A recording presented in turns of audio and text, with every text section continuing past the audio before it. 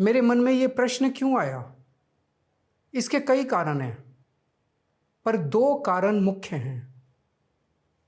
पहला कारण ये कि आरएसएस की जिस विचारधारा वाली सरकार ने झूठे आरोप लगा के मुझे जेल डाला, जज साहिबा ने स्वयं माना है कि उस विचारधारा से जुड़े संगठन अखिल भारतीय अधिवक्ता परिषद के मंचों पे वे कई बार जाती रही हैं। मैं और आम आदमी पार्टी उस विचारधारा के घोर विरोधी हैं।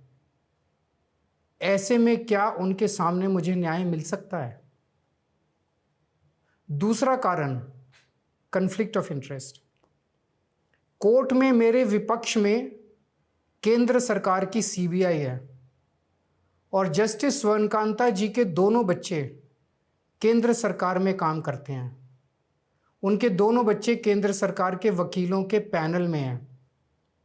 हमारे सामने कोर्ट में दूसरी ओर से वकील हैं सॉलिसिटर जनरल श्री तुषार मेहता जी। तुषार मेहता जी दोनों बच्चों को केस देते हैं। उन्हें कितने केस मिलेंगे, कौन से केस मिलेंगे, ये तुषार मेहता जी तय करते हैं। भारत सरकार के पैनल में लगभग 700 के करीब वकील हैं, लेकिन जस्टिस स्वर्णकांता जी के बेटे सबसे ज़्यादा केस पाने वाले वकीलों में से एक हैं। उनके बेटे को 2023 से 2025 के बीच लगभग 5,904 केस डॉकेट मिले। इससे उनके बेटे को करोड़ों रुपए की फीस मिली। आज की तारीख में उन बच्चों का भविष्य और कमाई दोनों काफ़ी हद तक तुषार मेहता जी पर निर्भर है। तो किसी के भी मन में ये चिंता स्वाभाविक है कि अगर जज साहिबा के बच्चों की कमाई और उनका भविष्य सामने खड़ा वकील तय कर रहा है, तो क्या जज साहिबा उस वकील के खिलाफ फैसला कर पाएंगी? मैं ये स्पष्ट करना चाहता हूं कि मुझे जुडिशरी पे पूरा भरोसा है। मैं जुडिशरी का बहुत सम्मान करता हूं। जब मेरे खिलाफ गलत साजिश हुई तो हमारे देश की जुडिशरी ने ही मुझे न्याय दिया था। जब मुझे झूठे केस में गिरफ्तार किया गया तो इसी जुडिशरी ने मुझे बेल दी थी। इसी जुडिशरी ने मुझे उसी झूठे केस में दोष मुक्त करार किया है। पिछले 75 वर्षों में जब जब देश पे आंच आई, हमारे देश की जुडिशरी ने देश को बचाया और नागरिकों के हितों की रक्षा की है। मैं जस्टिस स्वर्णकांता जी का भी बहुत सम्मान करता हूँ। मुझे उनसे या उनके परिवार से किसी भी प्रकार की कोई व्यक्तिगत आपत्ति नहीं है। लेकिन न्याय का एक बहुत बड़ा सिद्धांत है, justice should not only be done but should also be seen to be done. इसलिए मैंने जस्टिस स्वर्णकांता शर्मा जी से पूरे सम्मान के साथ अनुरोध किया कि वो इस कन्फ्लिक्ट ऑफ इंटरेस्ट जैसे कारणों की वजह से इस केस से खुद को अलग कर लें। लेकिन उन्होंने मेरी दलीलें खारिज कर दी और फैसला दिया कि वो स्वयं ही ये केस सुनेंगी। आज मेरे सामने सबसे आसान रास्ता है कि मैं उनका आदेश मान लूं और एक बड़ा वकील खड़ा करके उनके सामने अपना केस लड़ूं। पर यह मुद्दा अब सिर्फ मेरे केस का नहीं है, बल्कि आम लोगों के न्याय प्रणाली पर भरोसे का है। ऐसी दुविधा के मौके पे बापू ने हमें सत्याग्रह का रास्ता दिखाया। बापू ने कहा था कि जब भी किसी अन्याय का सामना करो तो उसका पहला कदम विरोध नहीं बल्कि बातचीत होना चाहिए। अपनी बात अन्याय करने वाले के सामने पूरी विनम्रता के साथ रखनी चाहिए और उसे सुधारने का पूरा मौका देना चाहिए। सारी कोशिशों के बाद भी अगर न्याय ना मिले तो अंतरात्मा की आवाज़ सुनो। यदि अंतरात्मा की आवाज़ कहती है कि न्याय नहीं हुआ, तो शांति और विनम्रता के साथ सत्याग्रह करना चाहिए। फिर उसके जो भी परिणाम हों वो सहर्ष स्वीकार करने चाहिए।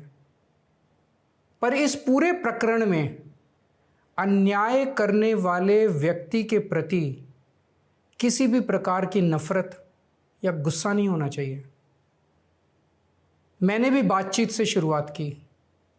पूरी निष्ठा और विनम्रता के साथ जस्टिस स्वर्णकांता जी के सामने अपनी बात रखी। उन्हें इस केस से अलग होने के लिए याचना की। मैंने आग्रह किया कि मेरा केस हाई कोर्ट के किसी भी अन्य जज द्वारा सुन लिया जाए, लेकिन उन्होंने मेरी प्रार्थना अस्वीकार कर दी। उन्होंने फैसला दिया कि वे अपने आप को इस मामले से अलग नहीं करेंगी और ये केस वो स्वयं ही सुनेंगी। उनके दिए गए इस फैसले से मैं पूरी विनम्रतापूर्वक असहमत हूँ। इस पूरे घटनाक्रम के बाद मेरी आशंका और गहरी हो गई है कि क्या उनके सामने मुझे न्याय मिलेगा।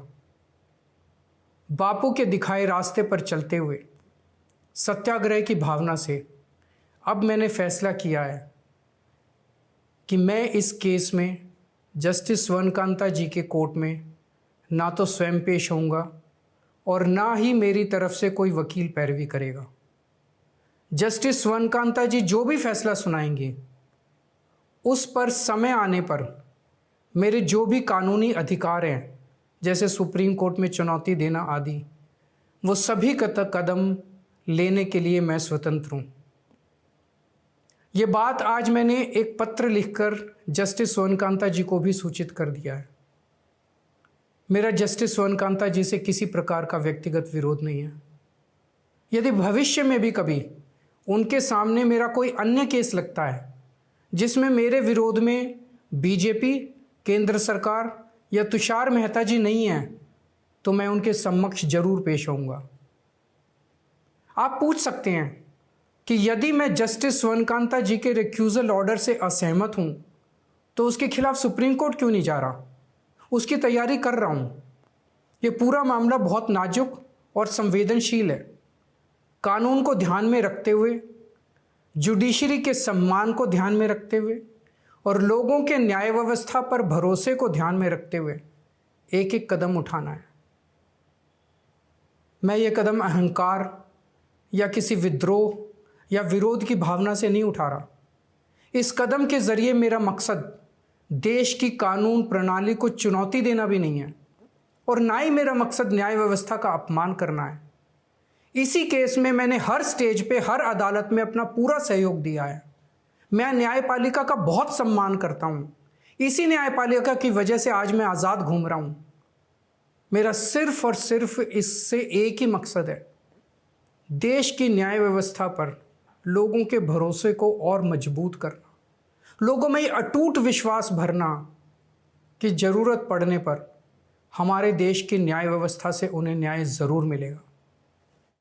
जय हिंद।